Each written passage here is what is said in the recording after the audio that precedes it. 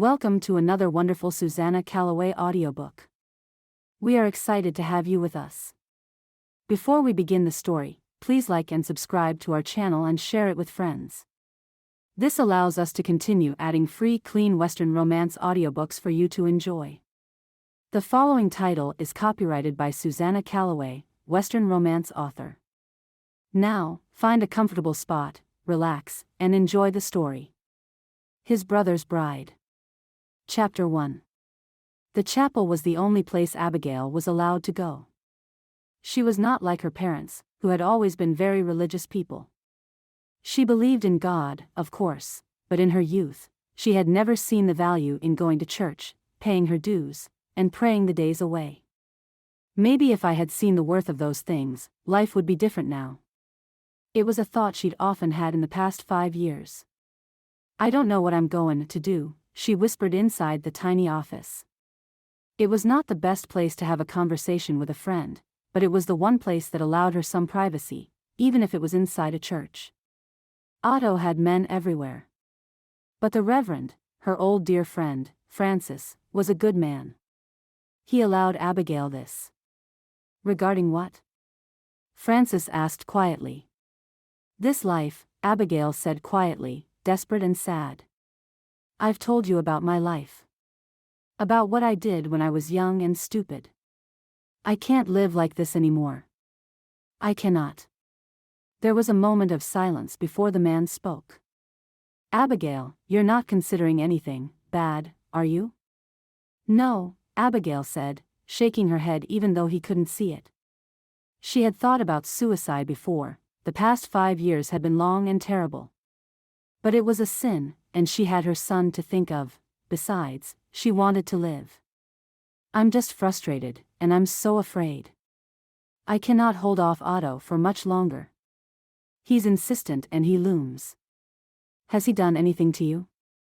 Francis asked, interrupting her in his sudden fear. You told me you were managing to hold him off. I am, but I don't know how long I'll be able to keep him at bay, she admitted tearfully, wiping at her eyes in shame. He's got a soft spot for kids, I know he does, and he never really tries anything when I bring up Robert. You know, when I talk about my son, but he's 5 already.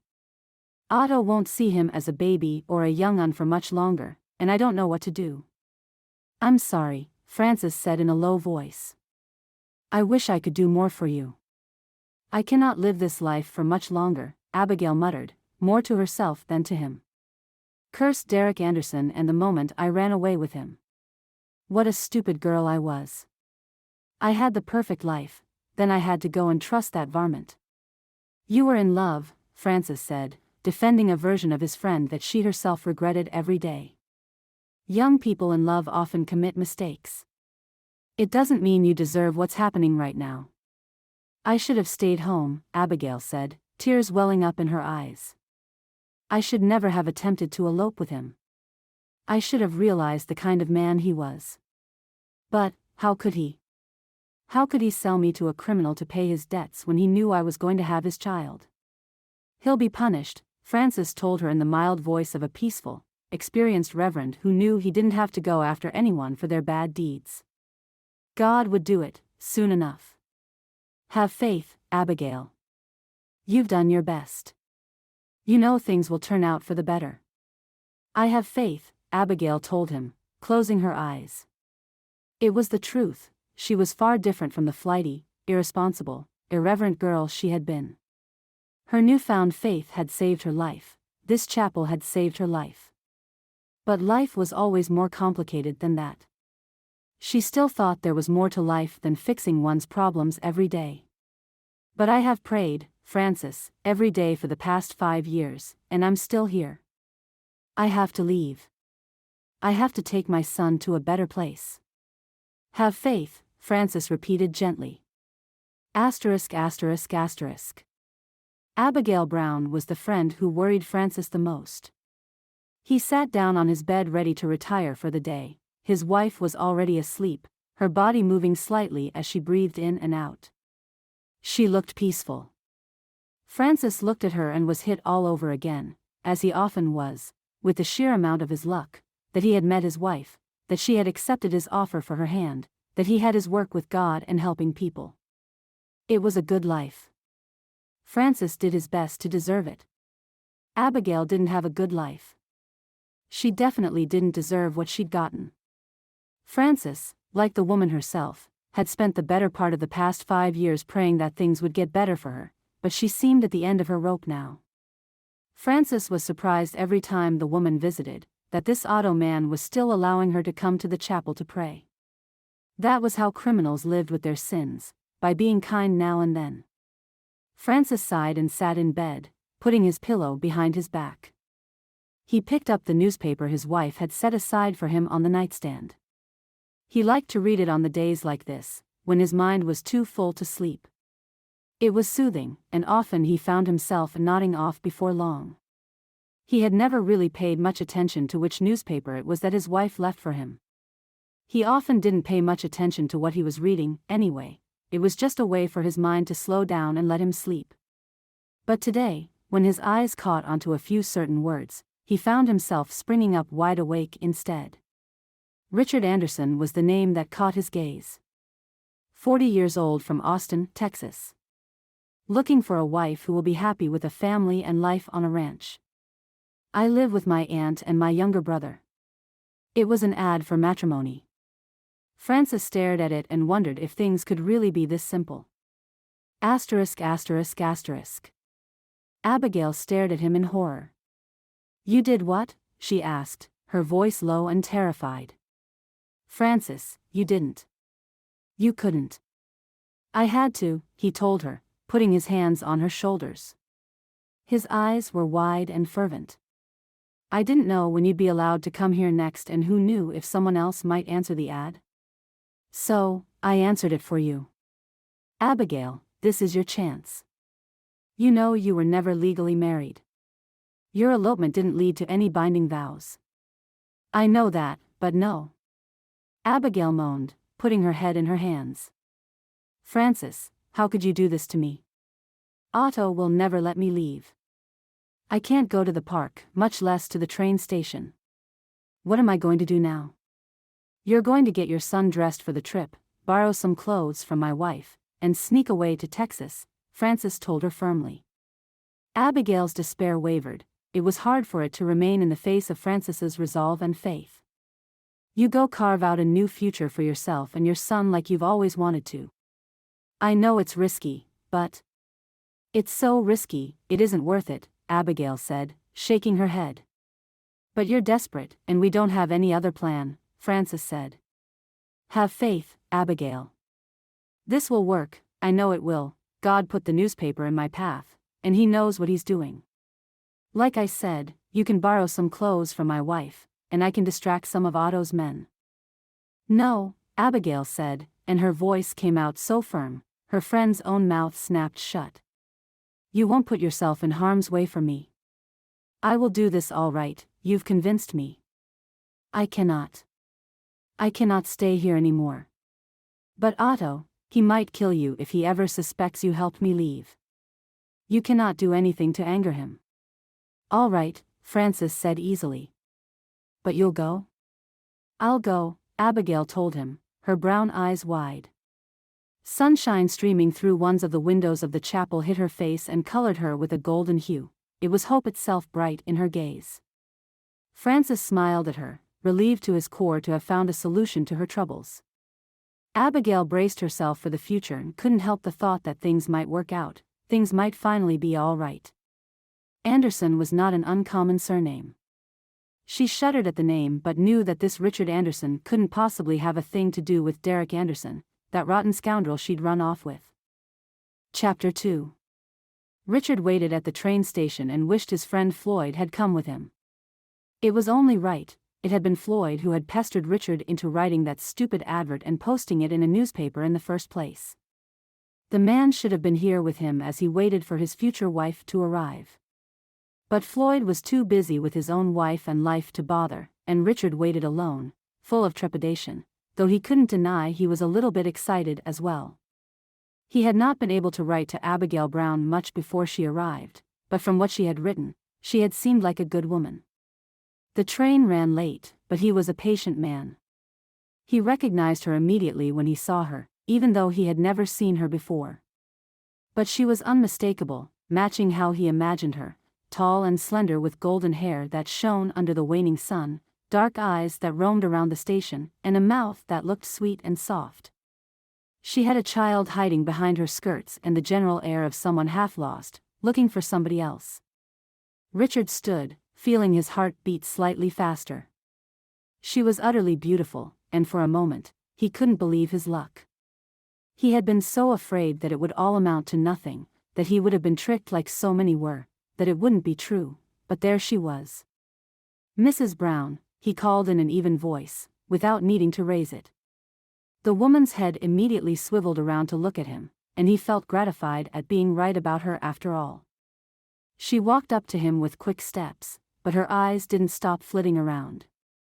"Richard Anderson?" she asked, narrowing her eyes up at him. "Is that you?" He nodded. Abigail looked him up and down and then looked away.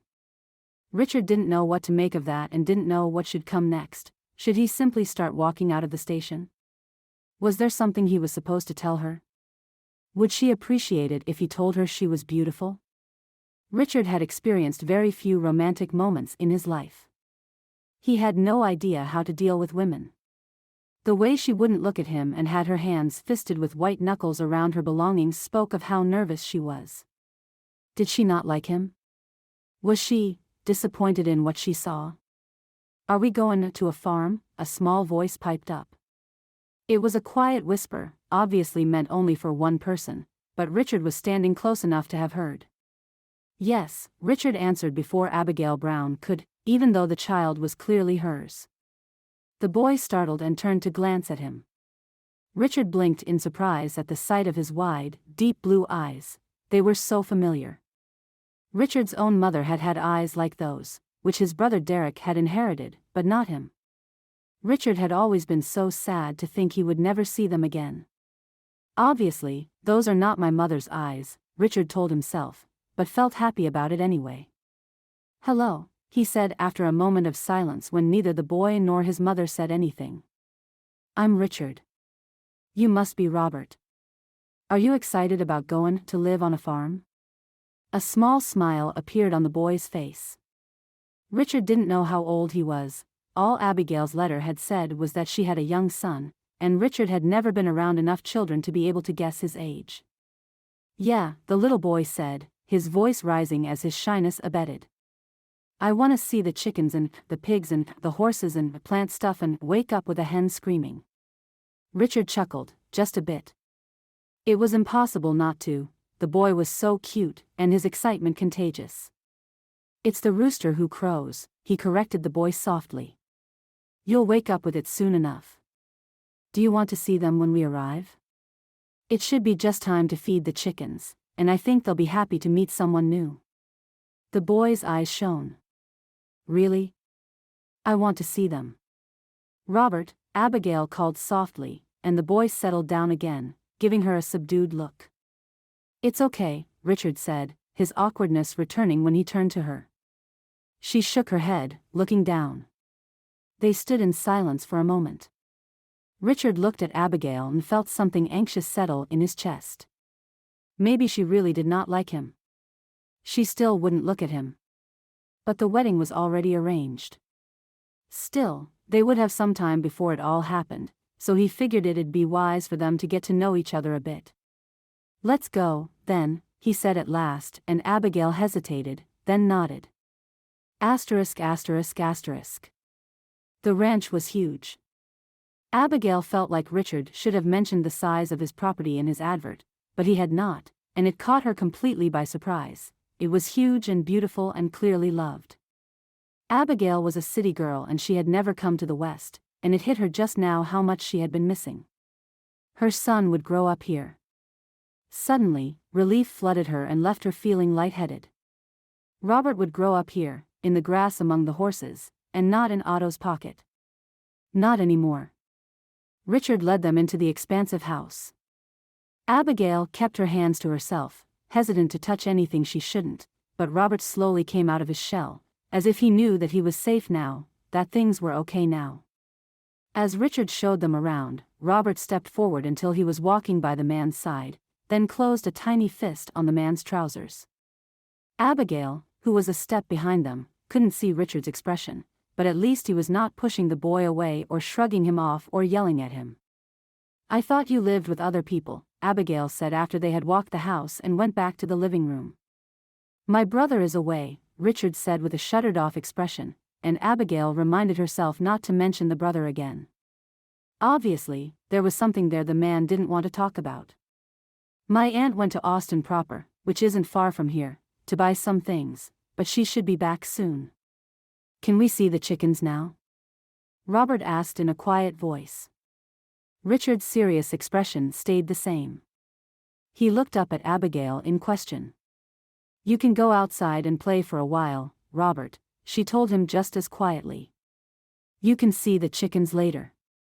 They won't crow until the morning anyway," she added before he could complain. The boy let go of Richard, sighed, and skipped to the outside. Abigail watched through the big windows of the house as he left, feeling something in her settle at the sight of her son as he picked flowers and cooed at birds. New York had parks, of course, but they had never been allowed to go. Robert had spent his entire life shut indoors with her, either where Otto kept her hostage or at the chapel. It warmed her to see him now, to think he could have a better life here, among the fields and the animals. "He's, a good child," Richard said, awkward. "He is," Abigail agreed.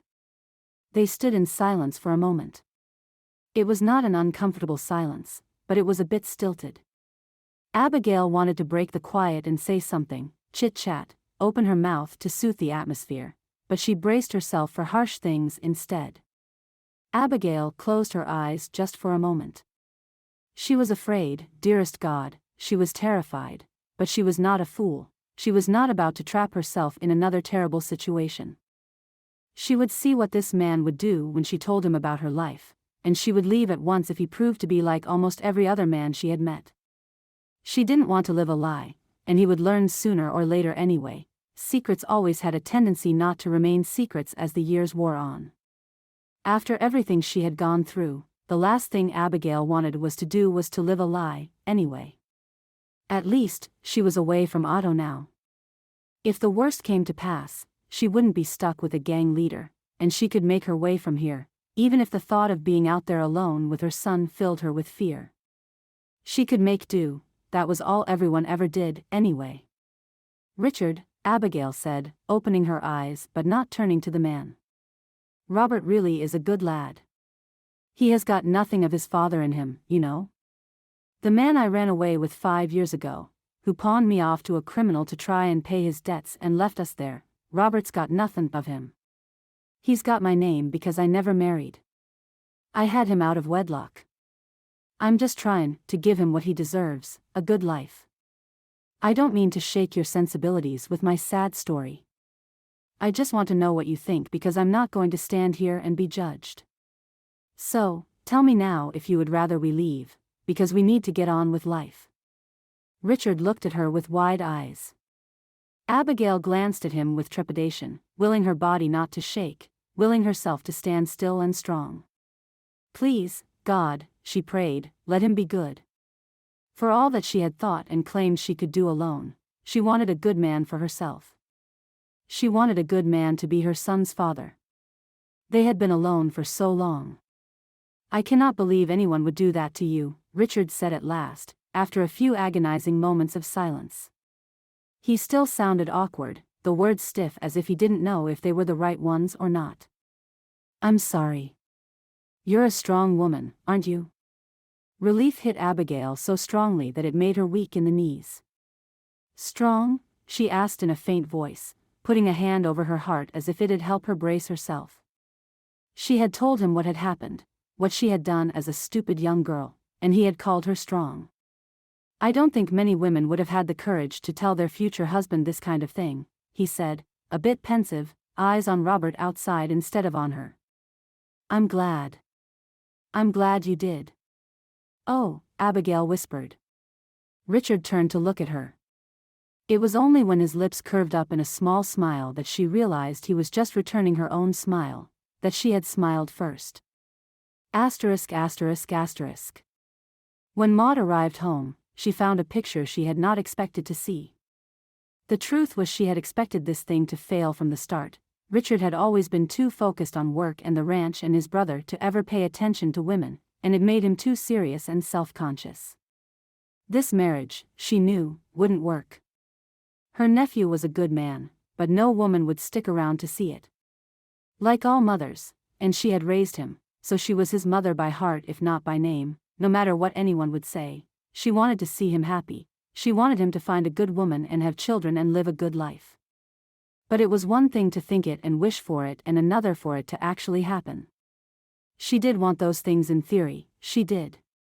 But she was secretly relieved by the thought that they wouldn't happen, that Richard was too tongue-tied and quiet for normal women. So what if he had posted a matrimonial advert? Nothing would come of it. Maud's position in his household was secure. So, Maud had not bothered to stay home or go with him when he went to fetch his supposedly future wife, and now she looked at them and felt trepidation rise in her heart. They were outside, by the chicken's coop. Richard was kneeling on the floor and had a little boy in the circle of his arms, who was hesitantly but bravely reaching out to pet a chicken close to them. Maud stared. She had not heard of any children that were going to come here to live with them. Was Richard's chosen woman a widower? Was the boy going to be Richard's son now? Maud felt a bit of distaste. The one thing she could get out of this, some grandchildren, well, grandnephews or nieces, was she going to be cheated out of watching them grow from a baby? She shook her head. She was being silly. Just because the woman already had a child didn't mean she wouldn't have more. Was the woman a widow? What was her story? The woman herself was standing behind Richard with a soft, amazed expression on her face. She was beautiful. She had a plate with biscuits on her hands, some that Maud recognized. She had made them a few days ago. She has already been mucking around my kitchen, Maud realized. Her kitchen. This ranch was hers. She had lived here for decades now, she had raised her nephews here, she had a position here, and now this woman who had barely been there for a few hours was already touching what had all this time belonged to Maud. Maud shook her head and walked into the house. She was ashamed of herself for such a strong reaction, but she couldn't help it. Was this woman going to displace her? Fear crept up her spine. Would Maud be tossed out like so much old baggage? This relationship won't last, she reassured herself. It cannot last.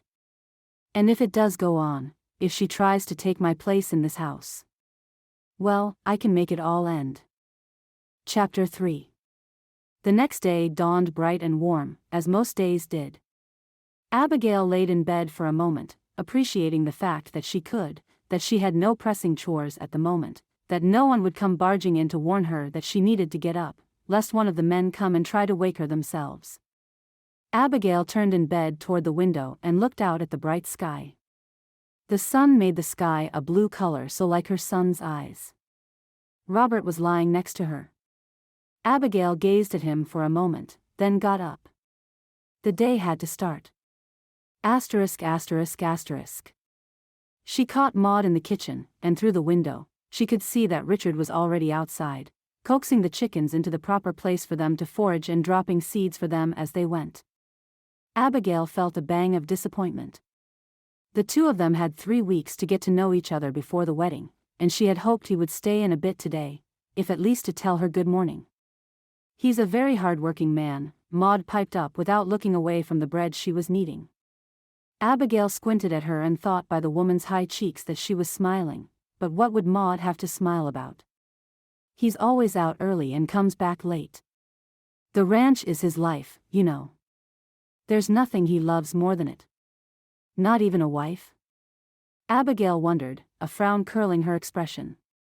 He's never had a woman, you know, Maud continued innocently, as if she didn't know what her words were doing to Abigail. Abigail narrowed her eyes at the woman. Was she speaking thus on purpose, trying to get Abigail not to like Richard? Of course not, Abigail told herself with a shake of her head. Life with Otto had made her paranoid. Not everyone was out to get her. You mean? Abigail started. He's hopeless when it comes to romance, Maud said sadly, finally turning to look at Abigail with pursed lips. He works too hard and too long, he's never home, and he has no idea what a woman likes. He's hopeless and awkward and not so young anymore, you know? Abigail felt herself shrink with each word the woman uttered. And yet a part of her rose in a strange surge of protectiveness.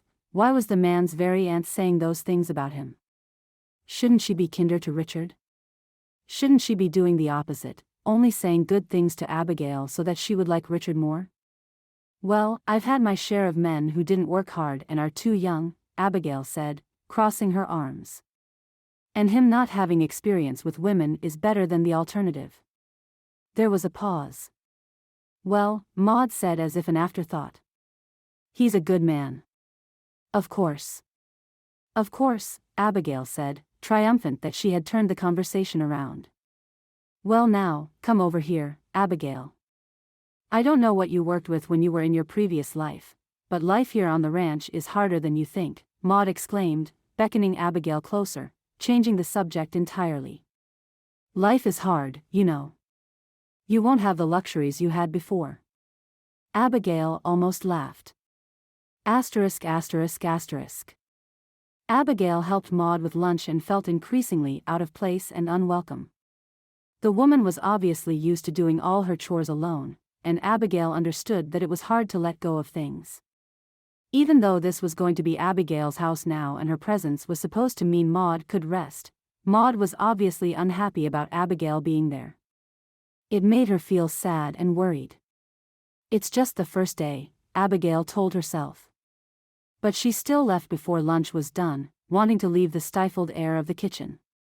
With a mumbled excuse to Maud, Abigail slipped out into the yard and the sun, looking around. She spotted Robert in the distance, running about through the trees, and after a moment, she spotted Richard as well.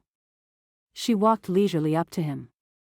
He started when he caught sight of her, wiping a dirt-streaked wrist over his forehead. He was by the horses, feeding them and patting them as they took a stroll. Abigail stood in front of him. Richard's expression stilted, like he had no idea what to say, and was desperately trying to think of something. He was a shy man. Abigail found herself strangely drawn to that. She'd really had her share of bold men in her life. Do you ride? She asked quietly, turning to look at the horses. Of course, he said, relief dripping from his words, because of the fact she had given them a subject to talk about and likely because she had looked away. Do you? No, she admitted. I'm a bit scared of horses. I had an uncle who fell from a horse, and it kicked him, and he never walked the same again. Richard was silent for a moment. Well, he said at last. They're still animals. They spook like we do. But they usually stay calm if we do. I can teach you to ride if you want. They're really good, gentle animals. And the ranch has plenty of space for them to run, if we go on the right paths. There's a field with some flowers in the back. They're wildflowers and come up every spring and summer. I don't even know which type they are, but they're beautiful. We could ride there. Abigail blinked in surprise at the deluge of words the man had let out. It was the most she had ever heard from him, and honestly more than she thought she would ever really hear at one go. His love for his home shone brightly through the words, and he was gazing out at the ranch with a gentle expression. Abigail felt her heart skip a beat in her chest. Was this what love looked like in a man's eyes? Was this how he could look at her? Lunch is about ready, Abigail blurted. She didn't know what to say, feeling as awkward as he looked when he turned to glance at her.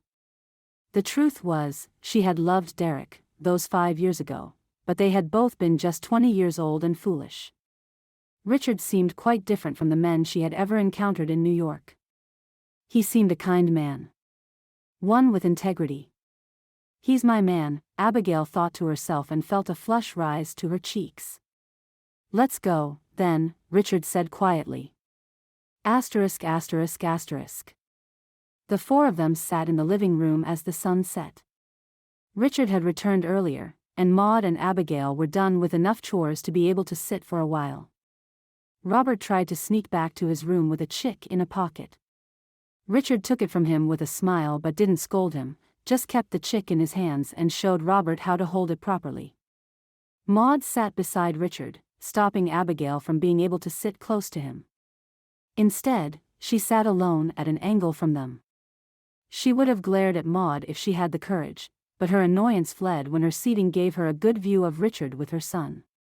"You shouldn't let him get inside the house with animals," Maud scolded. "I don't think it will hurt nothin'," Richard said quietly. "Her name's Abby," Robert said confidently, not paying any mind to Maud or her words. He was gazing up at Richard like the man was the sun, his blue eyes wide and his small hands clutching at his arm. The sight made something squeeze in Abigail's chest. "You're no good with children, Richard," Maud said with a shake of her head, her voice loud. "You'll spoil the boy or worse. Look what happened to your brother, who's out there, Lord knows where, doing Lord knows what. You don't want this little boy to end up like that, right?" Richard winced, throwing his aunt a betrayed look. Abigail cringed as well. She didn't know who this brother was, but it was clear he was a sore subject. The thought of her son growing up to be flighty and irresponsible and distant made Abigail want to stand up and gather him close at once. Had Richard really raised a man like that? "You really are no good with children," Maud repeated in a mumble. Richard's shoulders slumped as if in defeat. Abigail's eyebrows furrowed, uncertain. She supposed no man was perfect, but if he really was not one for children, she didn't know what she was going to do. "I'm not goin' to end up bad," Robert piped up, affronted, breaking the adult's silence. All eyes swiveled to him. He was looking up at Richard with a small pout on his lips, and it brought a smile to Abigail. "I'm good. I'm always good for Ma, or else the bad man comes and he takes me from her and I don't like that. So I'm a good boy." Abigail froze. Maud and Richard looked up at her with wide eyes. She cleared her throat, but when she spoke, her voice was small. "He isn't here anymore, Robbie," she said. "No one's goin' to take you away, all right?" He smiled at her. "Because I'm good," he said. "I'm good, so it'll be all right." "You are good," Richard said, his voice so soft Abigail barely heard it. He put his hands under Robert's arms and lifted the boy to his lap. "You're the best boy anyone could ask for. You hear? I'm so happy you're here with us now. Everything will be all right. Do you want to show Abby to your room?" "Yeah," Robert exclaimed, throwing his arms around Richard's neck. Abigail looked at the man and felt all her doubts slide off of her. It didn't matter how his younger brother had turned out, did it? Richard was perfect with Robert. Abigail couldn't ask for anything better than this for her son, on top of the fact that he could give her a very secure future. Abigail was mature now, she was not the flighty girl who had attempted to elope anymore. Beside Richard, Maud silently fumed. Chapter 4. Maud couldn't do anything. She had no power in this house anymore, no matter how much she tried not to let go of what was hers. The house was not Abigail's yet, but Maud feared it would be soon, and the woman kept trying to take chores and responsibilities out of Maud's hands. The wedding was fast approaching. Maud could only sit and fume and watch as fondness grew between Richard and Abigail like a disease.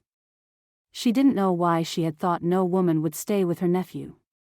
Of course, this Abigail was already in love with him. He was a good, hard-working, gentle man. But she had thought that his bad qualities would have been enough to keep women away, because women these days were off looking for perfect men and would often leave the good ones behind. The worst thing was the way they looked at her, the things they thought but wouldn't say. She knew Abigail and Richard thought it was time for Maud to rest, to not have so many chores anymore, to sit down a while. The nerve. This house was hers, had been ever since her brother died and left her his children, which she had raised as her own. This ranch was more hers than Richard's, and that was the truth. So what if he was the one who had paid it off 20 years ago? What of the fact that he was the one who worked outside day and night in the fields and with the animals? She worked inside the house. She had decorated it, arranged it, and loved it more than anyone. She was not going to let go of it so soon. She tried to be agreeable, but nothing she did seemed to stick. It was infuriating. Back in her day, gossip had been the worst thing possible for any woman. A wrong word had been enough to ruin anyone's chances. But she had raised Richard far too well. "Richard," she said one day, sidling up to his side as he squinted at the horizon. Abigail was inside the house sorting dry laundry and her son was off playing with some old toys of Derreck that Maud had found in the attic. Relinquishing even those had brought a pang to her chest, but she had needed to make sure the boy was not lingering about when she came to talk to Richard. She, after all, needed this opportunity to try and bring her nephew to her side. "What?" he asked, glancing at her. "Don't you find it odd," she asked, "what that boy said the other day?" "What do you mean?" "What he said about that bad man coming and taking him away," she clarified, as if she could have meant anything else. Honestly, sometimes she despaired of the men she raised. What sort of situation did that woman get herself into that her 5-year-old son goes around saying that kind of thing?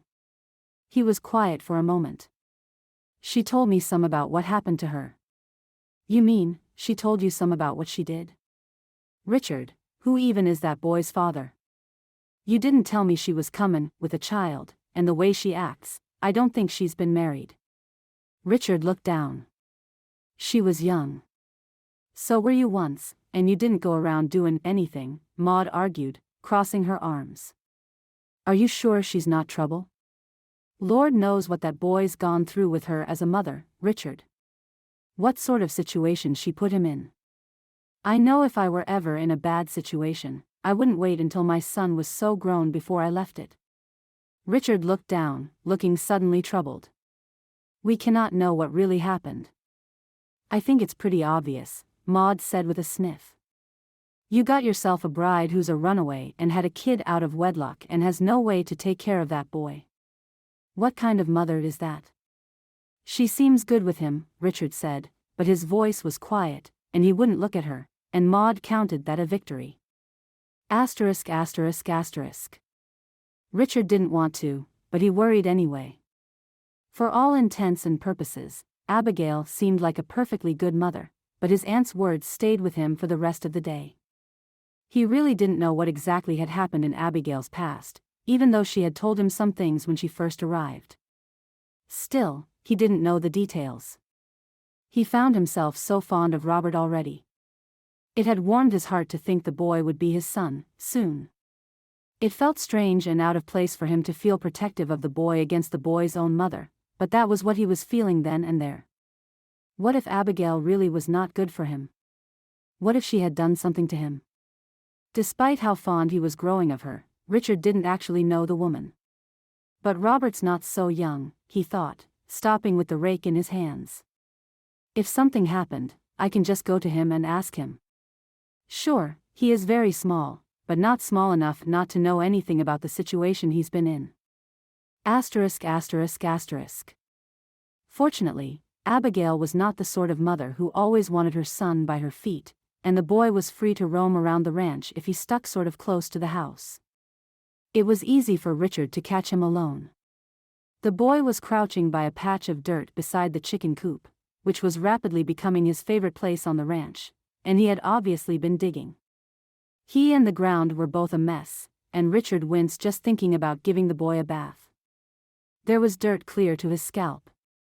It brought a smile to Richard's face. It was not he who would give him a bath, anyway, and dirt never hurt anyone. It would do the boy good to get in touch with the earth and the grass. They had lived in a big city, before, Abigail had mentioned, and only the Lord knew if the boy had ever had the opportunity to play like this before, what with how their lives had probably been. Robert brightened up when he caught sight of Richard, and Richard felt himself doing the same. He just felt, somehow, that the boy looked so much like his younger brother. He looked, with those wide blue eyes, exactly like Derreck had years ago, before the whiskey in the saloons and the money had taken him from home. "Richard," the boy exclaimed, running over to him in a hurry. Look what I got." Richard knelt by the boy and caught him when he tripped. He looked down at the handful of worms held in dirty, grubby palms in front of him, not minding just how dusty the boy was getting him, too. Dirt and dust washed off. He was not the sort of parent who would get bothered with this. Worms are good for plants, Richard said seriously. Don't they eat plants? Robert asked, curious. Richard paused. I don't know, he admitted. We'll ask your mom, how about that? Okay, but she is busy now. I'm good, I can't bother her when she is working. That's okay, Richard said a bit awkwardly, patting his back. Look, Robert, remember what you said a few days ago, about the bad man? Who was he? Was he your father? No, the boy told him easily, innocently, looking up at him. Daddy's never around. He left me and Ma and he sold us. It's what May says. She didn't want me to hear, but I heard. I see, Richard said, wondering again what type of monster would sell a woman and child. Have you ever met him? Has he ever visited you, maybe? He shook his head, looking down at the worms in his hands. His hair full of blonde curls bounced with the movement. I've got Ma, the boy said, his voice quieting. I don't need him. That's what Ma says. We don't need him. Ma is good alone. She's kind and good, and she gives me more food and all the sweets, and she tucks me in, and she ran away with me. She ran away from me. Oh, Richard said. She said that? That she ran away for you? She wants what's best for me, Robert said, obviously parroting something he had been told. Shame rose like bile on Richard's throat. He had doubted Abigail when her son so obviously adored her. I'm glad, he said. Robert was quiet for a moment, and when he looked up at Richard, his eyes quickly veered away then back again. But, he said, you're like my daddy now, right? You are going to be my daddy, right, now that you are gonna marry Ma. Right? Right, Richard said, a bit choked up, and hugged the boy to his chest. Asterisk asterisk asterisk. Maud watched from a distance, looking at them through the window on top of the counter where she was working on lunch, and scowled. She had heard snatches from her nephew's conversation with Robert, their voices carried slightly by the wind, and she would have crossed her arms if her hands weren't full. Sure, it was all heartwarming, and a part of her felt saddened by the fact that she was plotting to tear the man away from this tiny boy, but still. She couldn't forget that the boy's mother was there to take her place, and that the boy was just another thing taking her nephew's attention away from her. The boy's comment had been her biggest weapon. Now, she was going to have to think of something else. She had been so certain it was going to work, what with how Richard had reacted when she spoke to him. She had not expected him to go and try to talk to the boy himself. He's so good with him, Abigail said a bit wistfully. He's a fool, is what he is, Maud muttered darkly, looking down again. What? Abigail asked sharply. Maud turned to her with wide eyes and a smile, pasting them quickly on her face. I said, he's a fool for that boy. I never expected him to want to be a father. Honestly, he's never, ever spoken about it to me. I see, Abigail said, relaxing slightly. Maud watched Abigail closely. It wouldn't do to let her think she was disapproving of them or their wedding in any way. Making an enemy of her own nephew was the opposite of what Maud wanted. He wouldn't listen to her anymore, and then what would she do? But she knew Abigail was suspecting something already. Maud had to work quickly. Chapter 5. Richard went back to the house at the end of the day to find his aunt lying on the couch with her eyes closed and her chest moving slightly with her soft breathing. She was obviously asleep. Richard stooped in the process of him taking off his boots and stared. He couldn't remember the last time he had returned home to find his aunt asleep, exhausted after a day's work. She really was getting on in the years. He was glad Abigail was here now to help her. Aunt, he said softly, putting a hand on her shoulder. He glanced around but couldn't see Abigail here or in the kitchen. Had she retired for the day already? Aunt, please wake up. It's not good for you to sleep here. You should stretch out on your bed. She snapped awake suddenly, startling out of sleep with a groan. "Oh, no," she said. "Boy, I was so comfortable. What did you wake me up for?" "You should go to bed," he said softly. She shook her head slightly.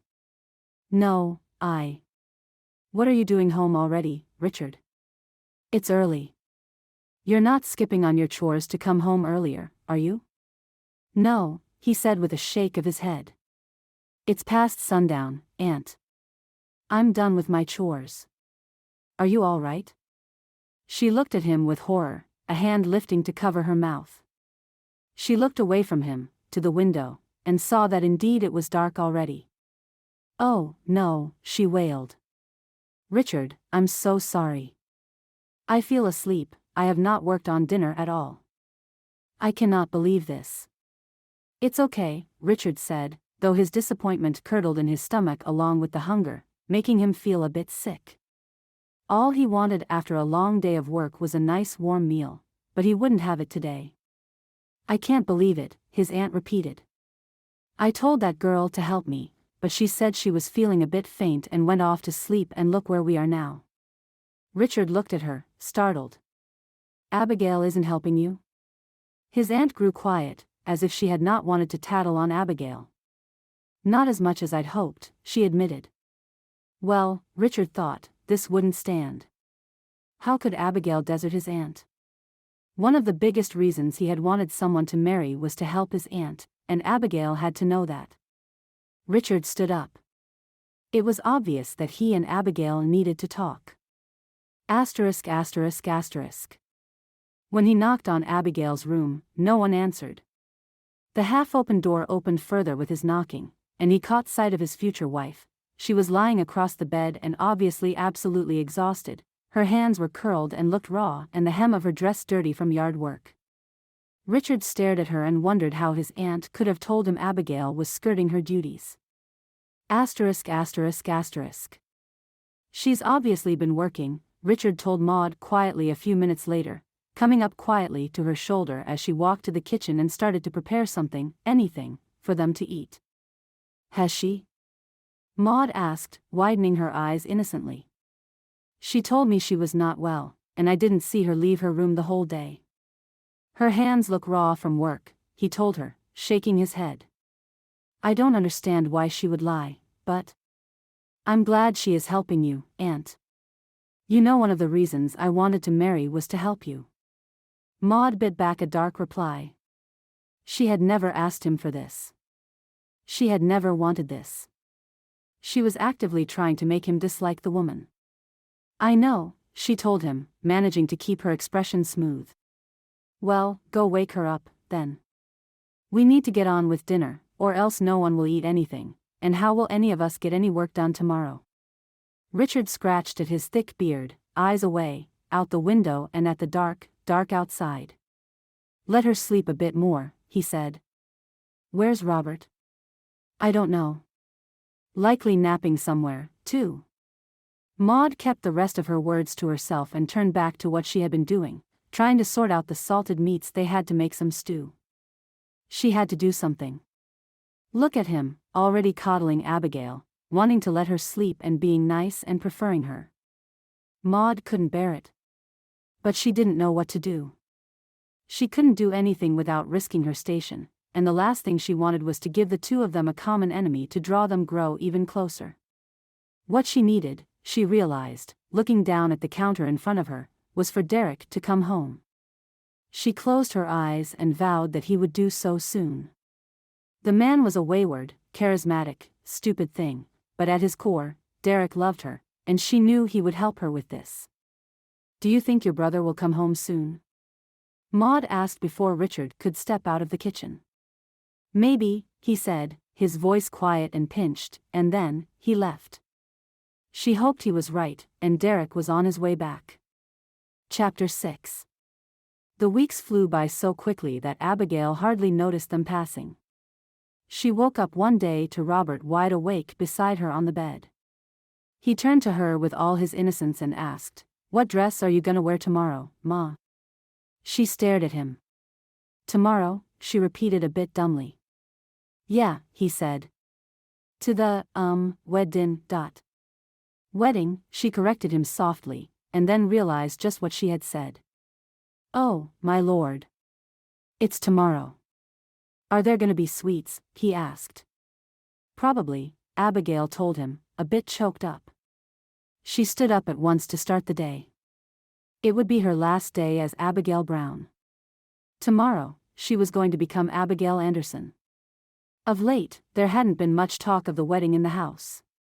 She did know that Maud had made preparations. In fact, she insisted on handling things herself. Abigail didn't think it involved much, truth be told. She'd sensed more than a little hesitation in Maud's offer. A part of her recoiled at the thought of becoming Abigail Anderson. She'd disliked the last name ever since her foiled youth, although, once she had dreamed of having the name. But that was in a different lifetime. And that experience had nothing to do with this one. Richard was 3 times the man Derreck had been, and she had nothing to fear anymore. Asterisk. Richard woke up and sat on the porch for a while, watching the sun as it peeked over the clouds and started the morning. He smoked slowly, savoring it. He didn't smoke often, but it was just one of those mornings. It was his last day before the wedding. Richard wanted so many things. He wanted to hug Abigail, he wanted to lift Robert up in the air, and he wanted his brother to come home and be there for him. For once. He wanted to turn to Abigail and tell her just how much he had fallen in love with her during the past 3 weeks. She was a kind, gentle, confident woman. And strong. She was utterly beautiful. In truth, she was everything he could have asked for in a wife, and tomorrow she would be his. You look like you're deep in thought, came a voice from behind him.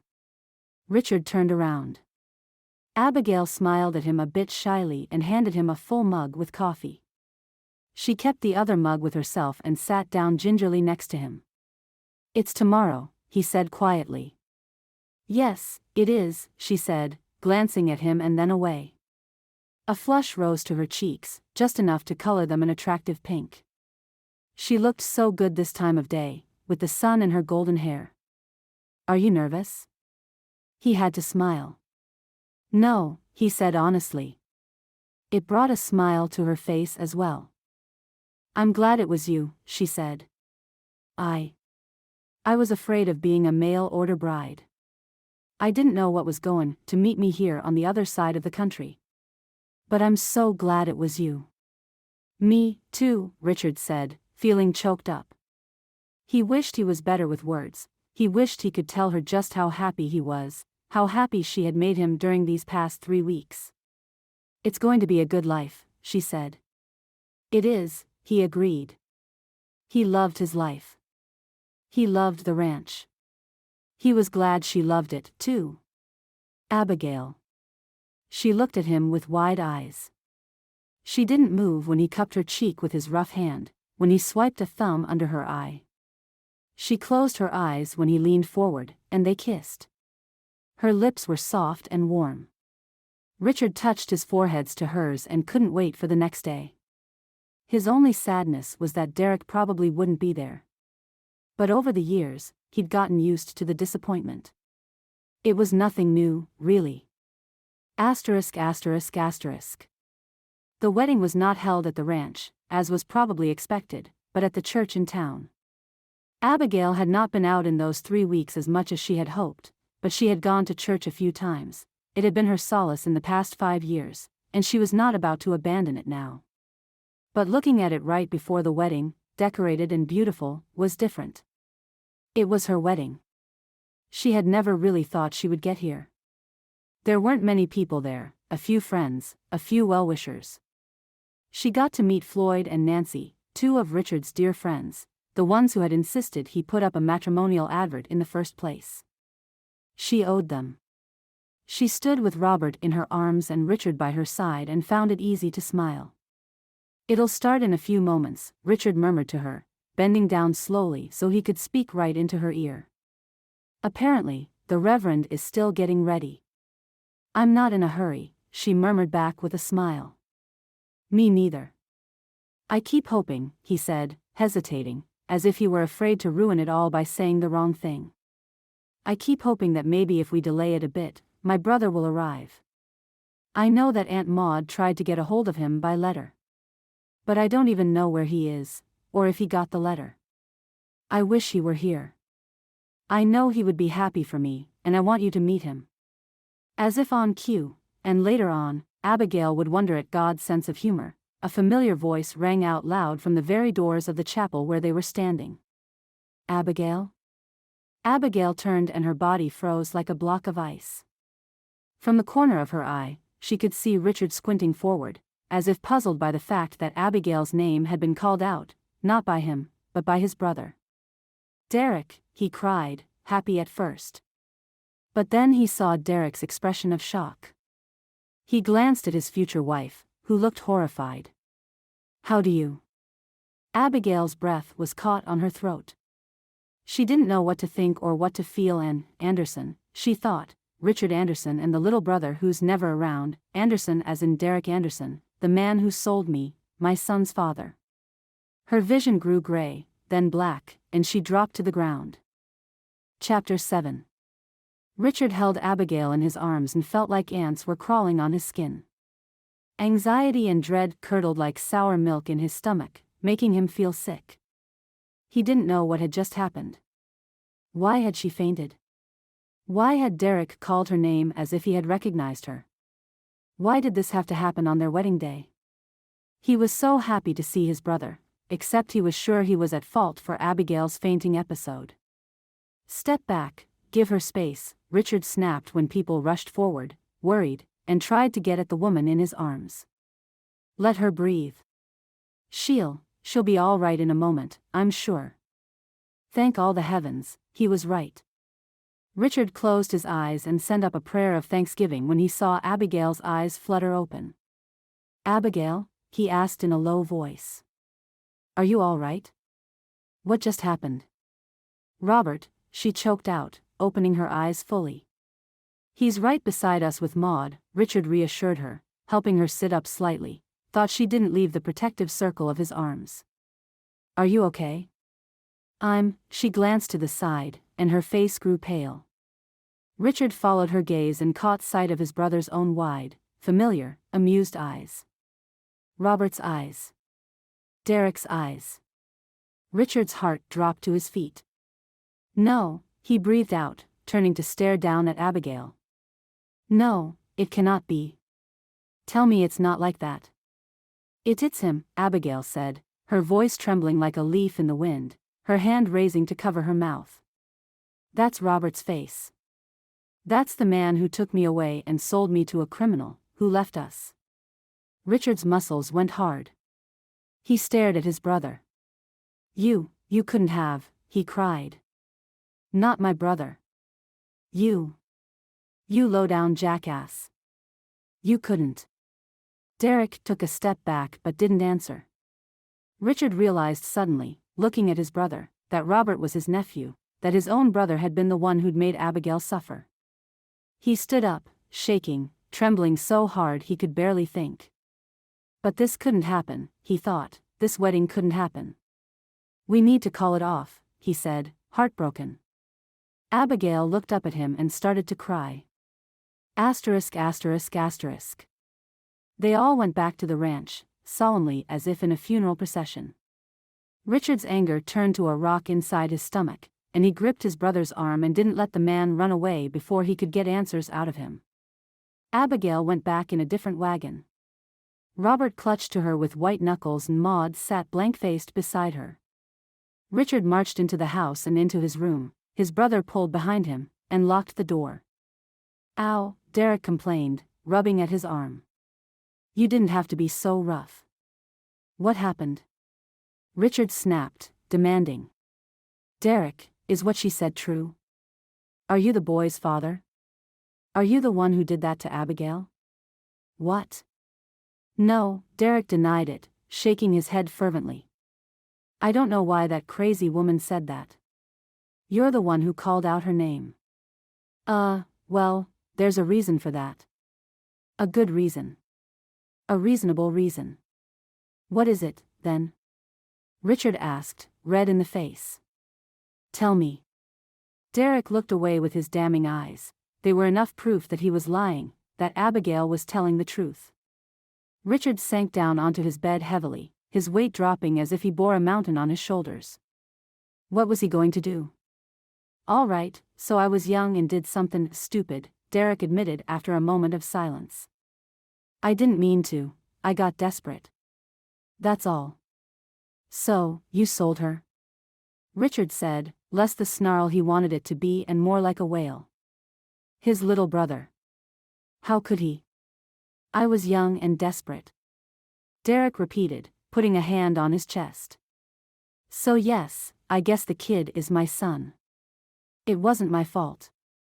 I was afraid, and I did something stupid, but I never expected to see her again. You don't care at all that she was in that position for 5 years? Richard asked, shaking his head as if trying to deny that any of it had happened. You just left her there? Well, what was I going to do? Derreck asked, his voice rising. Richard's world fell apart. And at once. 5 minutes before he was about to get married, he lost the only woman he had ever loved, and now, he would lose his brother, too. Learning Derreck was the one responsible for all the terrible things that had happened to Abigail was the worst thing he could ever have learned. He was losing the 2 most important people in his life. Ah, Richard, I didn't mean to ruin your wedding, Derreck said, and even managed to sound a bit apologetic. And I am sorry for what I did. To Abigail. I am sorry. I'm not the same anymore. I'm different. Really. I'm different now. Richard closed his eyes, not wanting to look at him anymore. This was a side of his brother that he had never seen before, ugly and raw, cruel and dismissive. How had Richard missed this? But if Derreck had changed, truly changed, then there was only one thing to be done. Asterisk asterisk asterisk. Maud settled Abigail on her bed, then walked with soft steps to Richard's room, putting her ear to the door to listen to the conversation inside. She almost couldn't hear anything, but that was just fine. She had already gotten what she wanted. She had been so right to think Derreck would help her. The little boy, Robert, peered at her from down the hall, but she paid him no mind. Though she couldn't help but notice, looking at him, how similar to Derreck he really was. He had his mother's golden hair instead of Derreck's mop of black hair, but the eyes were completely his father's. She stepped back when the door opened, trying to hide, so Richard wouldn't catch her and be disappointed, but it was Derreck, and she brightened up. She caught his wrist and towed him away, somewhere they wouldn't be heard, and he grumbled but allowed her to drag him off. What do you want, Aunt? He asked. Are you here to tell me how awful I am? Richard won't give it a rest. He thinks I'm dirt. Oh, Derreck, of course not, Maud exclaimed, throwing her arms around him. I knew you would fix everything. I just knew it. God put you here today, boy, so you would fix everything. Fix? He asked, confused, drawing away from her. Look, Aunt, I've got no idea what's going on. Why is that woman here? Why is my brother marrying her? How did he even meet her? He shook his head like a wild dog. Nothing makes sense anymore. I just wanted to come here and crash for a few days before I went out again. Everything will be just fine, Maud told him brightly. She was so pleased. Richard had called off the wedding and her position at the house would remain the same. It would all still be her domain. Derreck caught sight of his son, who was staring at him with wide eyes, and turned away to leave. Chapter 8. Abigail lay in bed and wept. She wished her son was there with her, but a part of her was glad he was not seeing her like this. Another part of her despised the fact that he was out there where Derreck could see him, and another part of her was happy that Richard was out there and wouldn't let Derreck do anything to Robert. Her mind was a jumble of thoughts she couldn't sort. She was at a loss as to what her course of action should be now. Richard had called off the wedding. What was she going to do? With one word, just one word, Derreck had shown up and destroyed her life again. She had no idea what Richard had planned, what he had in mind. He wouldn't want to marry her anymore, he'd made that clear. And she didn't want to stay in this house anymore, either. To think she had been staying under Derreck's roof this whole time. It made her disgusted. It made her want to bathe, want to run away. Maybe that's exactly what I should do, Abigail thought, wiping a hand over her eyes, wiping the tears away. Maybe I should go away. Maybe I should get my son and just leave. She had thought it in the beginning, hadn't she? That if anything happened, she didn't need to stay with Richard, that she was away from Otto now and could run away somewhere else. That was what she was going to do, she decided. Staying here hurt too much. Asterisk asterisk asterisk. Abigail was packing her bags when there was a knock at her bedroom door. She froze, suddenly terrified, and turned around slowly. But whoever it was didn't force their way in, and she knew then that it was not Derreck at the door. "Richard?" she asked quietly. "It's me," he answered. Abigail walked up to the door and opened it for him. He was still in his wedding clothes, and it brought her an acute pain to the chest. Only by now, he was supposed to be her husband already, they were supposed to have married. How she wished that Derreck had not arrived when he had, but then, wouldn't that have been worse? What if she had married Richard to find out a week later who her husband's brother was? She wouldn't have been able to bear it. "Are you all right?" he asked quietly, and a line appeared between his brows when he took sight of the open bag on top of her bed. I don't know," she answered, her voice dry like she had not spoken to anyone in a week. I'm leavin', Richard. I cannot stay here with that man." "No, no," Richard exclaimed, moving forward to grip at her arms. She didn't startle, though she would have with anyone else. Despite everything, she still felt safe with him, and she knew he would never hurt her. "Abigail, I came here to talk to you. I know what Derreck did to you was terrible." "It was," Abigail said, shaking her head. "It was too terrible for her to ever forget. But he's older now. He's changed. Grown up," Richard told her, eyes imploring. For a brief moment, a fraction of a moment, Abigail wished Richard had his brother's eyes, that she could see him with her son's eyes instead of that man. "He's different. He's admitted he was desperate. We can fix this, Abigail. For your sake. And Robert's.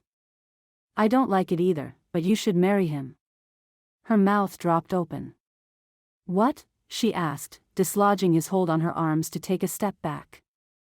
"What do you mean, marry him?" "I cannot marry him. I won't.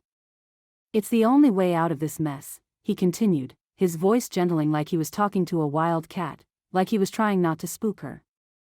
"If Derreck marries you and takes responsibility for you and Robert, it's all going to be okay. You'll have a place to live. And food to eat." Abigail took another step back, scandalized. "I will not marry him," she exclaimed, tears springing up to her eyes. "I despise him. I cannot stand him. I cannot believe you would even suggest it. It's the only way. He's the boy's father.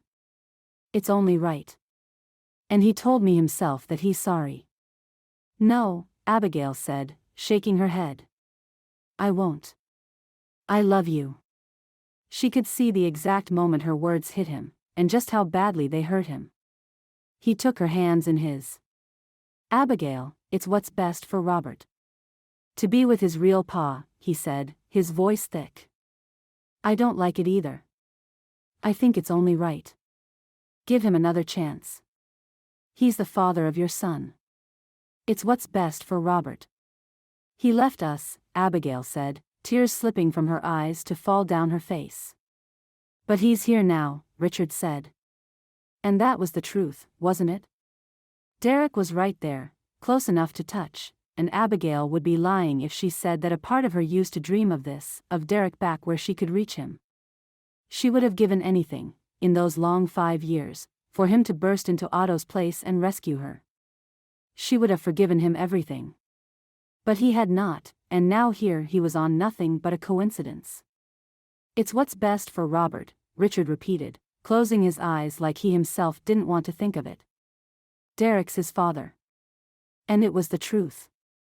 "This is what you want?" she asked, her voice quiet like a whisper. "Richard, don't you want me anymore? You have no idea, you don't know what I've gone through because of him." "I know what it's like to grow up without my father," Richard said simply, and that was that. Abigail would not beg. But she felt sick. Sick that Richard didn't want her anymore. Sick that she couldn't go back to New York. Otto would find her, and she and her son would be in danger. Sick that she had no other options at all. None. She tried to keep her balance against the trembling that ran up her legs. She was trapped. Once again, she was trapped. Was this what her life would always be? Would she always be at the mercy of someone else? Would her choices always be made for her? She could tell him no. She could. And if it weren't for Robert, she would. She would pick up her skirts and run away as fast as her legs would carry her. She wouldn't even care where. But she had no money. She had nothing. And Robert needed food and shelter and a dad. She steeled herself, willing herself to close off the love she felt for this man before her, this man who was insisting she marry someone else. Willing herself to somehow find the good, any good, in this nightmare. Willing herself to survive in any way she could. "All right," she said, resigned. Asterisk asterisk asterisk. Derreck was out on the ranch chewing on a sprig of wheat and thinking about stealing a horse so he could run before his brother found him. Lord, why had he come back in the first place? Maud's letter had reached him, and on a lark, he thought it'd be fun to see her again. He was wrong. Dreadfully wrong. Derreck was utterly unwilling to have another stupid conversation with Richard, but he didn't manage to run away in time. Richard had a thunderous expression on his face when he approached him again, but Derreck knew him too well not to recognize the disappointment and sadness etched beneath the lines on his face. Despite all his numerous flaws, Derreck was not happy about being the reason for that. This was his older brother, the steady rock Derreck had always counted on. Why had the man found Abigail of all the women in the country to marry? It was just his luck that this would happen. Rotten luck. "I'm tellin' you, if I try to apologize, the woman won't have it, so I won't try," Derreck exclaimed when his brother got close enough. "I'm not here to talk about apologizing," Richard said with a sigh. "Look, I'm going to skip the pleasantries and go straight to business, because that's how it's goin' to be with you from now on. Derreck, you're goin' to marry her and do right by her." Derreck was so incredulous, he nearly laughed. "What? Of course, I'm not goin' to marry her. Are you crazy? You will respect her, and you will honor her, and you will make up for everything you did to her," Richard snapped, taking a menacing step forward. Derreck swallowed. He was not really afraid of his brother, he knew Richard would never hurt him, but the strength of Richard's fury and his resolve was too big for Derreck to bear. Richard wiped spittle from his lips. "You have no idea what she's gone through because of you, and I don't know either because I won't go around to skin her when she doesn't want to talk. But you're goin' to be a man now, Derreck. I thought you were one, despite everything, but I was wrong. But now you're goin' to be. Understand? You can't just demand that I marry her," Derreck protested, crossing his arms defensively. And yet, in his mind, a plan began to unfurl. He remembered how much Otto had liked his girl, Abigail. The man probably wanted her back really, really badly. "I'm your older brother, and I can demand anything I want," Richard roared, furious. "That little boy is 5 years old and he's got your eyes, Derreck. Do you understand that? That little boy is your son." All right, Derreck said, lifting his hands in defeat. "All right.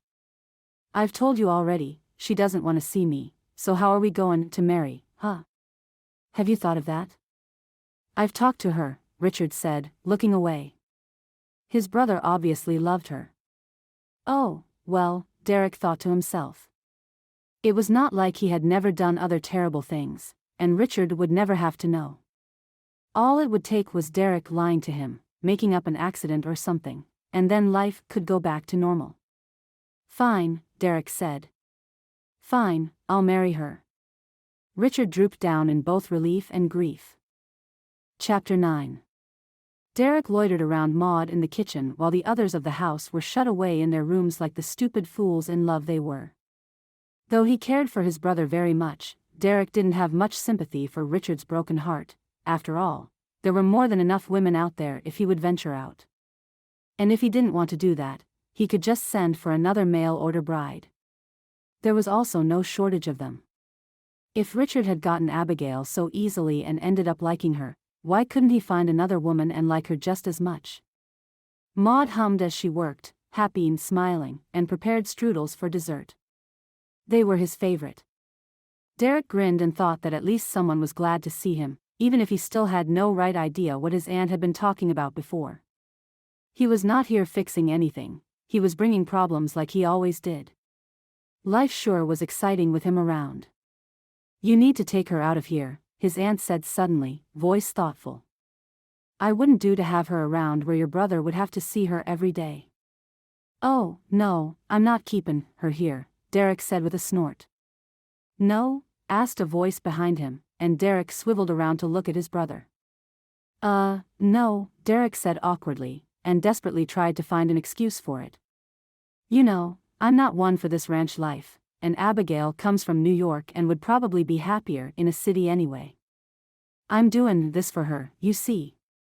"Right," Richard said. "Oh, and, Derreck started, because since his brother was here, he might as well get it all said at once. "I need to, complete some work I have penned in. You know how it is. I'll be gone for a week or a few days more, and then I'll come back and marry her, all right?" Richard's expression shuddered off. "Derreck, if you think I'm an idiot and that you'll be able to run away." "What? I would never run away," Derreck said, sounding affronted as if he had never done anything such thing before. "I'll be back in a week or a bit more. You have my word. The kid is my son after all, and I wouldn't want to leave him behind." Richard mellowed out. He was soft on children, soft enough that he gave Derreck the benefit of the doubt. "Okay," Richard said. "I'll hold you to that. I will go out and find you if you disappear, Derreck." "I won't disappear," Derreck vowed. No, he wouldn't disappear. His plans had nothing to do with disappearing. At least, not at first. He grinned, thinking of the pleasure he'd soon see on Otto's face. Asterisk.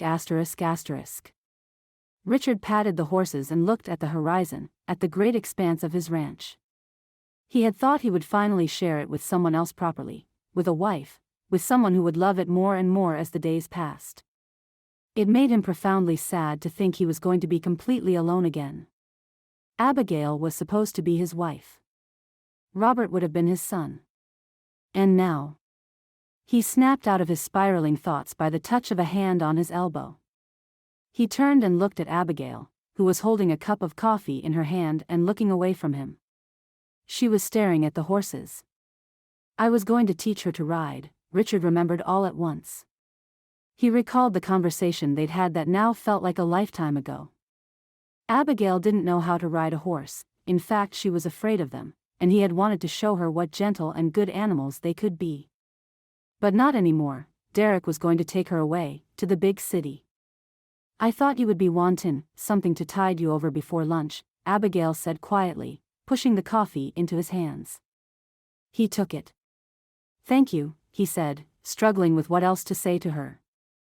There was so much he wanted to say, none of it appropriate anymore.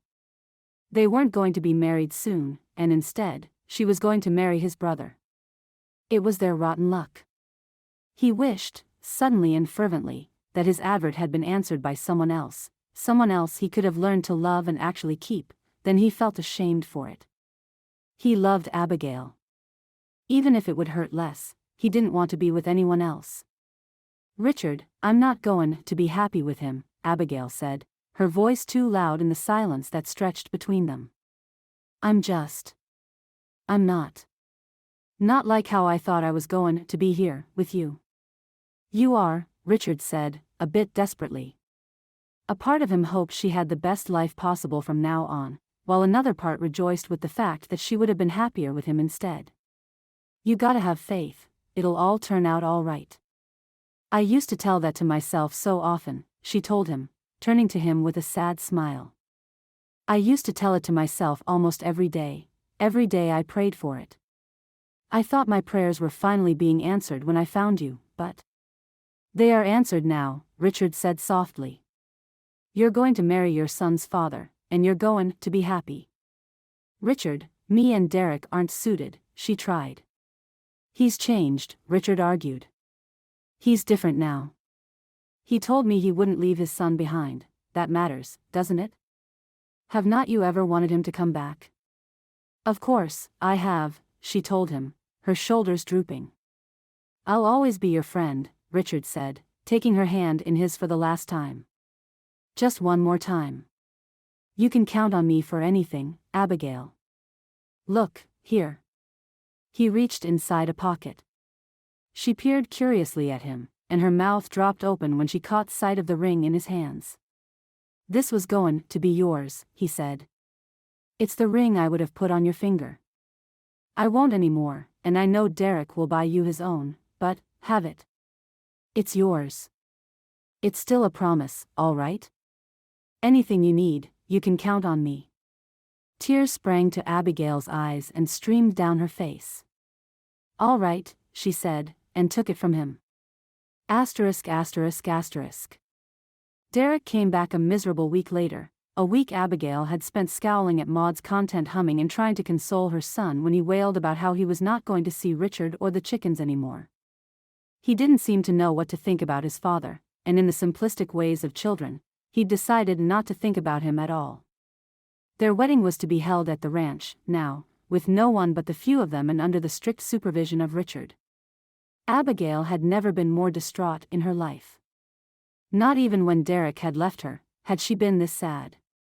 It was barely a wedding, there was no celebration, and both Abigail's and Richard's eyes were red. Asterisk asterisk asterisk. When the time came for them to leave not 2 days later, Abigail wished Richard had not given her the ring earlier. Handing it over to her now would drag out her moment of leaving, give a reason for them to dally a bit longer. Besides, if he gave it to her now, when they were bidding each other goodbye, it would have made it into something more profound, but as it was, everyone had said what they had to say, and there was no reason for any of them to linger. Abigail stood in front of the carriage that would lead her away from the homestead she had come to love. She tried to think of anything at all that she could say to linger around, any excuse she could spring up with that would let her stay another 5 minutes, or 10, or 30. Richard stood in front of her, empty-handed and just as awkward. The driver was clearly becoming impatient to leave. "I guess that's it, then," Maud said brightly. "It was sure nice to meet you, Abigail. Maybe we'll see each other again sometime, when or if Derreck visits. Though he ain't much of one to visit, so this might as well be a proper goodbye." "Yes," Abigail said, her voice hollow. "Let's go, then," Derreck said firmly. And like Maud said, that was that. Chapter 10. As the carriage drove away, Abigail noticed Derreck change. The smile he'd had pasted onto his face, probably for the sake of his brother, slid off like slime, leaving behind something terrible and terribly smug. Abigail stared at him, dread rising and forming a knot in her throat. She clutched her son to her side. Robert was Derreck's son, as well, but for all that Richard had said Derreck wanted the boy around, the man had not so much as looked as him since he'd crashed their wedding and made a mess of their lives. "I'm glad we're finally out of there," Derreck said with a satisfied sigh. He leaned back where he sat and lit up a cigarette, looking quizzically at Abigail. Abigail felt like she was goods being appraised, as if Derreck were inspecting a pack of something for damaged corners. "Right," Abigail said, a bit fearfully. Derreck smiled. It was an ugly, jagged line on his face. Abigail," he said, shaking his head. "You know what's about to happen, don't you?"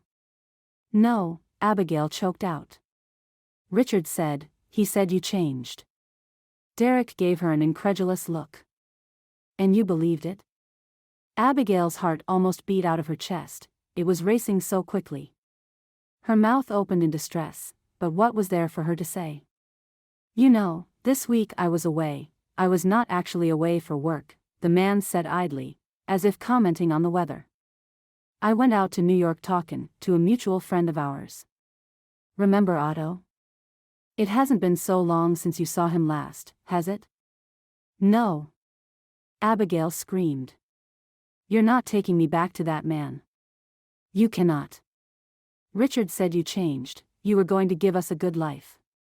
I told Otto I knew where you were, Derreck interrupted with a roll of his eyes. And that I'm going to give you back to him. I'm getting a sweet reward for it, too. You never should have left. Look at all this mess you've created for everybody. Though maybe I should thank you, Abby. By handing you to him, he said he'll settle my debts to him completely. I'll be free of that stupid man. No. Abigail cried again, full of horror. I'll meet Otto midway at an inn and give you over to him, and then go off on my merry way. I'll probably tell Richard there was an accident, and no one could find your body. He'll be sad, but not for long, I don't think. He's a sensible man, you know. No woman is worth crying over for long. Abigail held her son tightly to her side and lunged at the door of the carriage. Derreck didn't try to stop her, he just laughed, and the handle didn't buck under Abigail's grip. She was trapped. She was trapped with this man who had not changed at all in the past 5 years, except maybe he'd changed for the worse, matured into all his terrible habits and thoughts, grew into them like a fungus that couldn't be washed off. Robert clutched at her, clearly terrified, and didn't make a sound. You'll go back to him, and I'll have a better life, and everything will be fine, Derreck said, looking out the window instead of at her. Things will go back to normal. Abigail panted and tried to think of something, anything at all that would help her, her only consolation comfort the skin-warm ring she had held in one palm. Asterisk asterisk asterisk. They neared a checkpoint and Derreck left the carriage for a moment to do some business, get some money, and maybe something to eat, and Abigail was left alone with her son. The driver had temporarily wandered off, too, for she saw him meandering after Derreck. She tried the doors, but they wouldn't budge, and the windows would only open halfway. It was enough for her son to crawl out, but what would he do then? He was only 5 years old. She gazed out the window and prayed harder than she had ever prayed before. Robert stayed quiet and didn't make a sound, and it broke her heart, how he'd learned to be like this. Any other normal child would have been crying and screaming and demanding to be let out, but not him. It tore at her heart that they were going back to her old life. She wouldn't be able to keep Otto at bay anymore. Please, Lord, Abigail thought, too scared to pray properly anymore. Please, please, please. She caught sight of a familiar mop of red hair and nearly cried. Through the window she could see other carriages, no wagon around, all of them stopping by at this place to get their bearings before they continued on to wherever they were going. There were people milling about just out of Abigail's reach. The man she was looking at was unmistakable, however, with his quick grin and his red hair and his wife on his arm. Anyone would have been pressed not to recognize Floyd, Richard's friend. Hope bloomed in Abigail's chest. She rolled the window down as far as it would go and waved a hand out.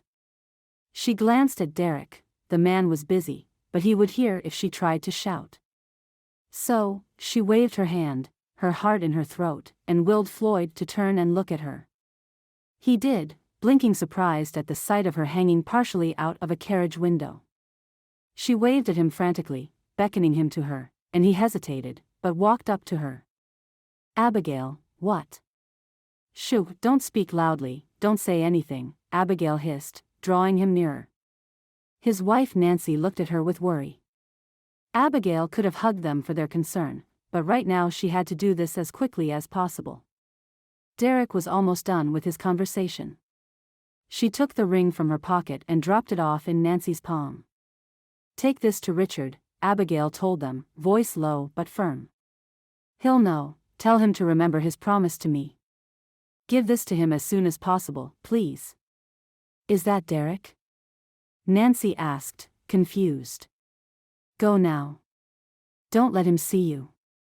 Even though they didn't really know each other, the couple obeyed her immediately, ducking out of the way and behind another carriage as Derreck came rushing back and entered the carriage with her. He looked at her with narrowed eyes, then turned them to the window. "What, were you thinking about jumping out of here or something? You're not thin enough, Abigail, so don't even think about it." "I was not thinking about it," Abigail said, voice low. The driver returned and they rode on. Abigail tried not to look back at the people who now held her future in their hands. Asterisk asterisk asterisk. Floyd stared at the carriage containing Abigail and Derreck as it drove away. He tried to make sense of what had just happened. Nancy held his arm more tightly, anxious. Both of them sensed trouble brewing. Derreck had always been a troublemaker, but what had he done now? "We need to get to Richard as soon as possible," Floyd said. Lord knows what Derreck is doing with Abigail, and why he beat such a hasty retreat. "Do you think there's anything terrible going on?" "There's always something terrible going on," Nancy said with a shake of her head. "Let's rush back, it's not too late. All of this smells bad to me." "That it does." Chapter 11. Feeling morose, Richard smoked a cigarette on the porch and watched the chickens as they foraged. He tried to imagine where Abigail would be by now, how far she had traveled, how far away she was, because she traveled further and further away as time passed, and it brought his mood lower and lower. He was not a man to linger on sadness. He was too practical and steadfast for that, but love had changed him. He was glad when he saw Floyd and his wife Nancy galloping his way because he could do with a distraction. Maybe he and Floyd could play cards or go out to town together while the women did their thing at home. Richard was also not one to leave the ranch unless absolutely necessary, but being there, in the place where Abigail no longer was just making him sad. "Floyd," Richard greeted him with a nod when his friend dismounted his horse and made his way to him. "You didn't say you were comin'. I'd have made something." "Richard, there's something wrong," Floyd said with no preamble. "Look, I have no idea what's happening. You know me and my wife took off soon after the wedding to visit some relatives, and we're just returning now, but was Abigail supposed to be out there with Derreck, heading Lord knows where? I know there was some sort of commotion with him at the wedding, but..." "A lot of things have happened," Richard said quietly with a shrug, breathing out slowly. "She told us to give you this," Nancy said, and dropped the ring in his hand. "She said to remind you of the promise you made her, that you would know what to do." "Do you know what she meant?" "Because she wouldn't say, and we couldn't ask your brother because Abigail told us to hide and leave without him seeing us." Richard stared at the ring in his hand. "But..." "I gave her this," he said a bit dumbly. "I told her I would always be there for her, that she could count on me." "So that's it," Nancy said with a decided nod. "Something's happened, and she needs you to help her." "You two were out west?" Richard questioned suddenly, standing up. His cigarette stumbled out of his lips and onto the ground, and he barely noticed. Derreck was supposed to be heading northwest, but how come you two met him heading west? "That man's done something," Floyd said with a displeased frown. "You had to see her, Richard, the woman looked so afraid. We didn't know what to think." "I need to go," Richard said. "Derreck, the scum of this earth. I don't know what he plans on doing to her, but it's not good and I won't let him hurt her again. I'm going after him. I'm getting her back." "I'll go with you," Floyd said easily. "We'll bring her back. It'll be fine, you'll see." Not for the first time, Richard was very glad for his friendship with this calm, dependable man. "Let's go," Richard said firmly, closing his hand around the ring. Asterisk asterisk asterisk. It didn't take long for Richard and Floyd to reach the checkpoint where Floyd had met Abigail. Richard had never demanded so much from a horse, and no one could have stopped him as he flew to the last place his friend had seen Abigail. The thought of her being hurt was unbearable, just like the thought that it was his little brother who was at fault. Why in God's name had he trusted Derreck? He cursed himself for his own stupidity. Richard had given up so much for his brother, and it tore at him that it had come to this. From the checkpoint, he and his friend rode westward, asking people if they had seen Abigail. The fact that she had brilliant golden hair and a small son with bright blue eyes helped, and Richard had never felt more grateful as when a man thoughtfully told them he might have seen a woman like her in a nearby inn. Richard nearly ran his horse through the front door. Floyd hurried in, hot on his heels, and their appearance spooked the other patrons. The two of them were obviously looking for someone, and one of them was in a rage. Derreck, who had been about to take the last step down a spiraling staircase and was probably on his way out, caught sight of them and froze. "Derreck!" Richard bellowed, and before he knew it, he was at his brother's throat, hands fisted around the filthy collar of his shirt. He had not even realized he had moved. "How dare you lie to me? I told you I would find you and come after you." "Whoa. I didn't. Wait, Richard, I can explain. We're just, on our way to New York." "New York isn't in this direction, Derreck," Richard snarled. "Where is she? What did you plan on doing to her?" "I didn't see your carriage outside either," Floyd said with a frown. "Just what is it you're plannin', boy?" "Look, okay," Derreck said, taking hold of Richard's wrists as if he could make him loosen his hold. I got into contact with Otto, the man I owe some money to and who had Abigail before, all right? He's here for her, and, what was I supposed to do? He's a gang leader. I have no power here. He's here for her?" Richard said with shock. "You mean to say, he's here already?" Derreck winced. "Yeah, I just left her and the kid upstairs." Richard and Floyd traded a horrified look. Richard turned back to his brother, ready to do he didn't even know what, ready to throttle him, to haul him out, to shake him until something sensible fell out of his mouth, but he was interrupted by the panicked yell that drifted down to them. "Please," shouted a terrified voice. "Please, someone get this man off me." Richard went flying up the stairs. Asterisk asterisk asterisk. Floyd followed him, but couldn't keep up with Richard's fervent, feverish pace. Richard burst into the room where the yelling was coming from, kicking at the door until it burst open, and immediately ducked when a shot rang out in his direction. "Richard," he heard a relieved whisper, and caught sight of Abigail weeping where she sat, her arms crossed like they were the only protection she had. Robert was nowhere he could see, and that fact sent a chill down his spine. "Now, who is this?" asked a deep, rough voice. Richard lifted his own pistol and shot, but the man swiveled away and was not hit. He was obviously Otto, the gang leader who had owned Abigail before she had come to Richard. He was a short, filthy-looking man, with dark hair and dark eyes, and the stench of alcohol stuck to him. The thought of him putting his hands on Abigail made Richard so furious, he could barely focus. Richard wanted to give the man a snarled reply but couldn't. 3 other men in the room charged at him, and he had to throw himself behind a table in the corner of the room to ward them off. He bit out a curse. How he was going to get Abigail out of here. Floyd appeared at the door, quickly followed by Derreck, and the fight escalated. Richard threw the table he was ducking behind at one of the men coming for him, and the man was hit square on the chest, while his partner tripped on him. It would have been an advantage if Derreck hadn't joined in the fight as well, and he seemed to be fighting for Otto. Floyd managed to shoot the 3rd man. Floyd howled in agony and Richard turned to him with fear. Floyd had been shot in the leg. The distraction was enough for Derreck to tackle Richard to the ground, and Richard's heart leapt to his throat. But Derreck couldn't raise his pistol to his own brother. Richard heaved his brother away and sprang to his feet. Now that he knew Derreck wouldn't really hurt him, he had only one goal and he was going to get it. He set his eyes on Otto and charged. From the corner of his eye, he saw Floyd yelling and lifting his gun to shoot again at Otto's men, to keep them at bay.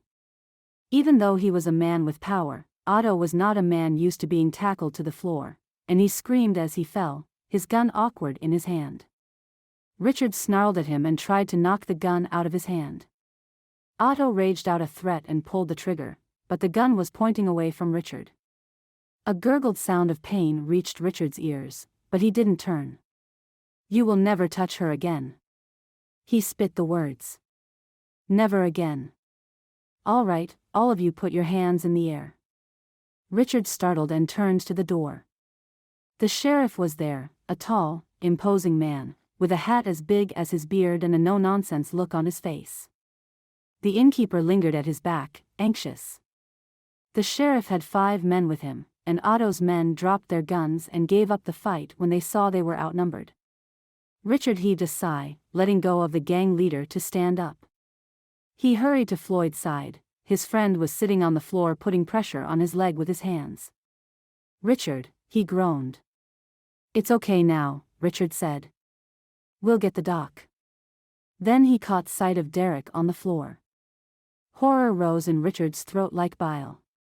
His little brother was staring at the ceiling glassy-eyed, a hand splayed over his chest as if to try and stop the spreading of all that red. Otto's shot, Richard thought. The bullet flew past me but must have hit him. Richard fell to his knees beside his brother.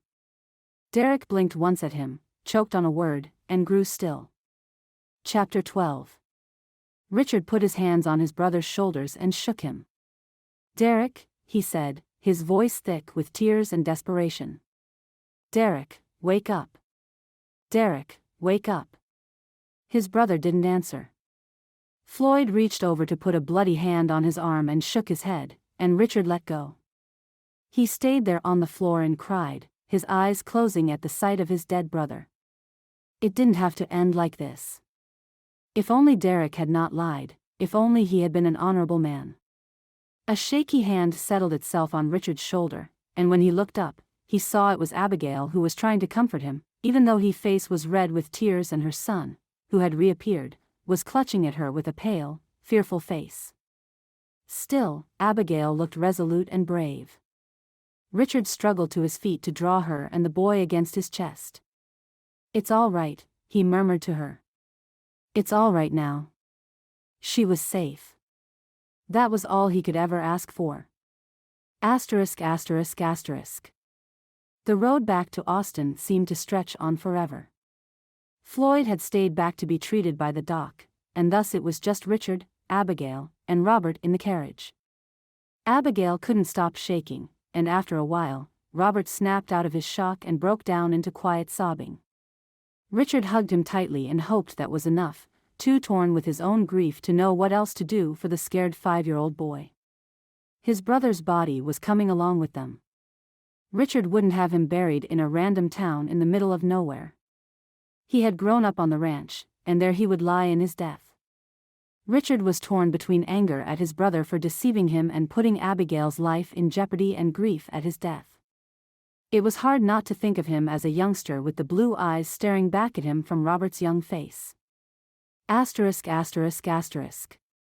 Maud stared at them as they entered and managed only to get half the story of what had happened before people fell into their beds with exhaustion. She wailed when she saw Derreck's body. "I didn't mean for this to happen," she said to no one, because no one was there with her. "I didn't think, I only wanted to stay home, to keep my place in this home. I didn't mean for you to do this. I didn't want you to actually put her in danger. I didn't mean for you to die." But of course, Derreck didn't answer her wailings. Maud cried and vowed to someday make things right. Asterisk asterisk asterisk. The days passed, because the world didn't stop for anyone. Abigail got busy on the ranch. Both Richard and Maud were too wrecked with grief to be of much use at first, while Abigail was glad for the distraction. A return to normalcy was everything she needed, and everything her son needed, too. Children were sturdy.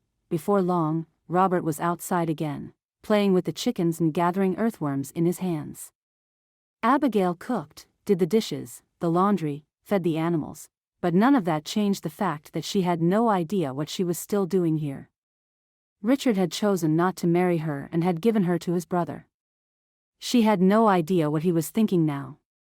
And she was tired of being tossed about like someone's possession. She had married Derreck, but he was dead now. There was nothing for her here anymore. After all, why would Richard want her now? He hadn't before. Derreck might have been a bad man, but Abigail had loved him once. She could only imagine what Richard was feeling right now.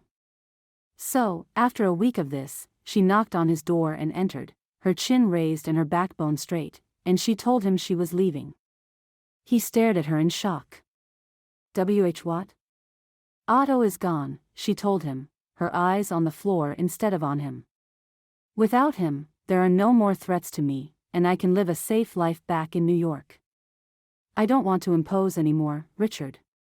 This is your ranch and your life, and I've been here long enough. But, the man said slowly, like he was coming out of a daze.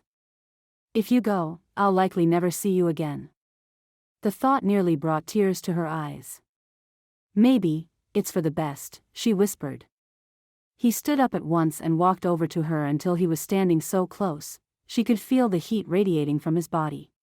He took her hands in his, and she reveled in his rough farmer's hands, hands that spoke of good, honest work. He was a steady man with a steady home, everything she wanted standing so closely to her. Her throat tightened. She wanted him, but how could she have him, after everything that had happened? Abigail, please, he said. After all this, I cannot live without you. I'm so sorry for pushing you on Derreck, that was the worst mistake I've ever made. I should have been honest with you and begged you to stay with me. To marry me. This is all my fault. If you want to leave because you hate me, I'll understand, but please don't say it's for the best. It's not. It's not for the best. Abigail covered her mouth and looked up at him with wide, damp eyes. What are you saying, Richard? Woman, am I being so unclear? The color of his eyes deepened as he looked at her. I love you. Will you marry me? After so many years drenched in hopelessness, joy was a foreign feeling to Abigail. But now, at that moment, joy filled her easily.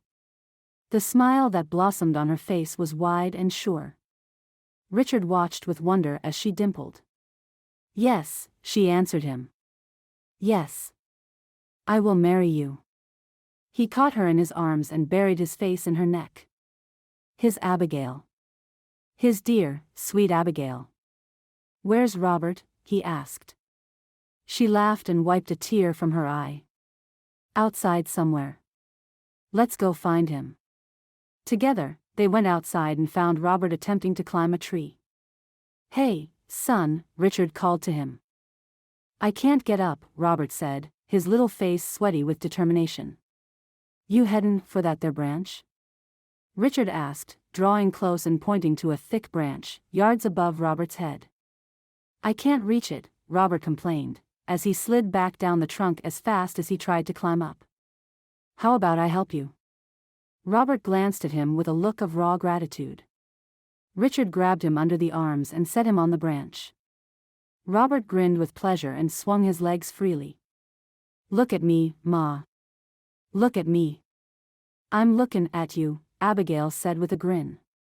I'm lookin' right at you. I'm up high. Yes, you are, Robert. You're up high. Be careful, though, all right?